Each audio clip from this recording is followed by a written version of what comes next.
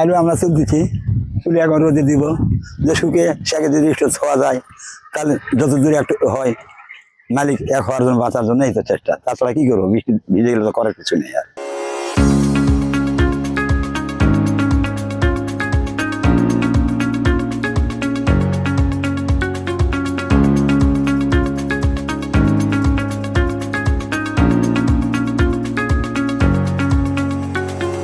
বৃষ্টি হয়েছে কয়েকদিন ধরে, বৃষ্টির মধ্যে আলু তুলতেছি এই আর কি, ডুবে গেছে এবার টানি ছয় লাগার টানি নামার কোনো ইয়া নাই, গৃহস্থর ক্ষতি হচ্ছে তো খুব ক্ষতি।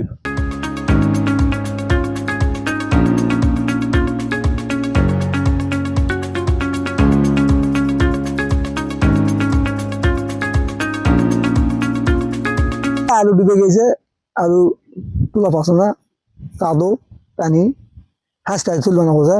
এখন আলু তো আধা মানা দর হবে, আর বাজারে যা দর হবে তাই পাবে।